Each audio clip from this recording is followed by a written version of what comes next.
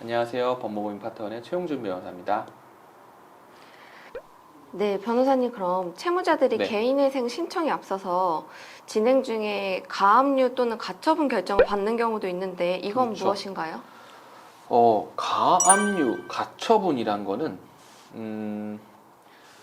일단 저희가 흔히 이 두 가지를 묶어서 보전처분이라고 해요. 왜 보전처분이라고 하냐?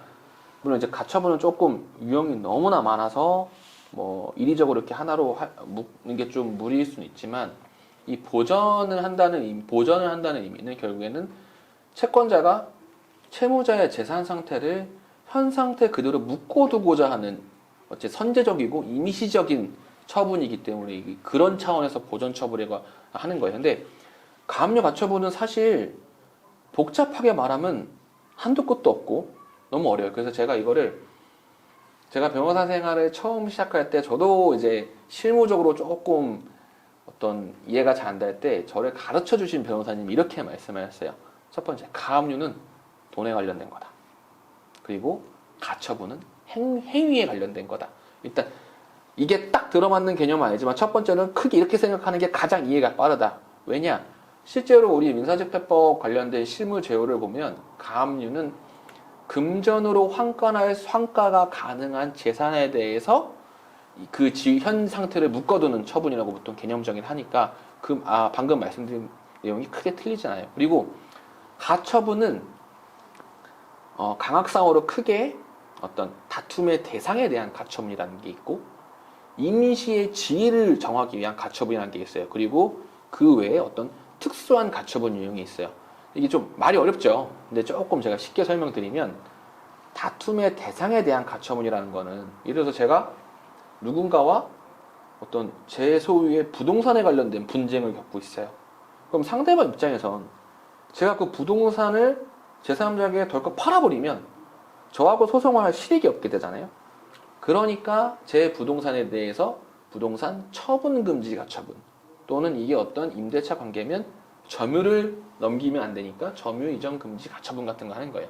이런 거는 어떤 이 목적인 부동산, 다툼의 대상이 되는 부동산에 대한 가처분이 되는 거죠. 근데 이런 거 말고 우리가 요새 그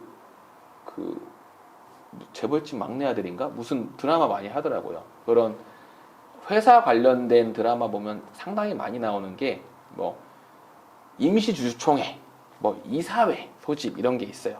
근데 이런 것 그리고 대표이사를 막 내쫓아 드라마에서 그러면 이 대표이사를 내쫓으려고 할 때 뭐 직무집행 정지 가처분 지금 대표이사의 직무를 집행을 정지한다 그리고 뭐 임시 대표이사 선임 이런 것들은 어떤 다툼의 대상이라기보다는 특수한 목적에 의해서 임시로 지위를 설정하기 위한 가처분이거든요.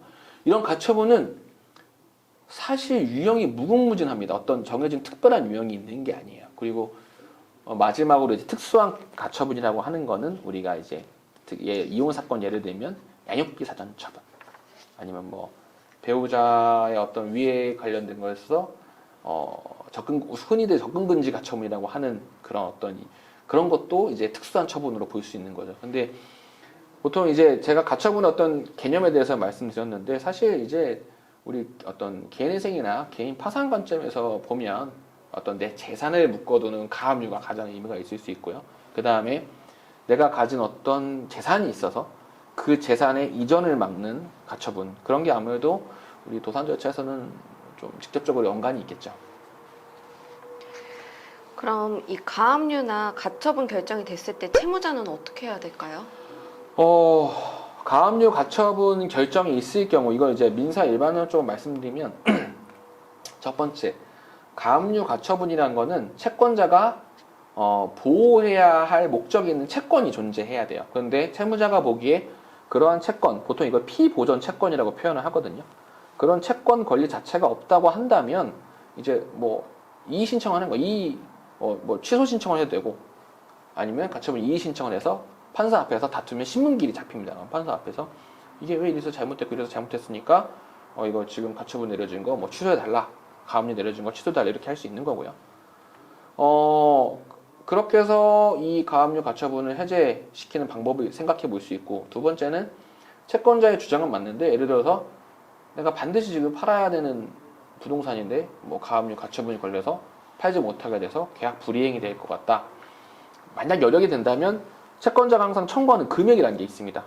그러면 그 금액에 맞게 법원에 공탁을 해두는 방법이 있죠. 공탁을 해놓으면 법원에서는 채무자가 돈을 맡겨놨기 때문에 가압류 가처분은 취소를 받을 수 있죠. 근데 그 두 가지 방법이 안 돼서 안 된다고 하면, 하지만 채권 자체에 어떤 문제가 있다고 하면 제소명령 신청이라는 것도 생각해 볼 수 있습니다. 그러니까 가압류 가처분 같은 경우는 사실 선제적인 조치이기 때문에 어떻게 보면 채무자한테 회복할 수 없는 손해가 발생할 수 있는 거거든요. 그래서 제소명령을 신청을 하면 이걸 송달받은 채권자는 무조건 2주 안에 그 본항소송을 제기해야 됩니다. 제소명령 신청을 송달받고 신청에 대한 결정을 송달받고 소송을 제기하지 않으면 그 사유만으로 가압류 가처분을 해제 신청할 수가 있어요. 그래서 크게 뭐 대응 방법은 일단은 이 정도로 생각하시는 게 맞는 것 같습니다.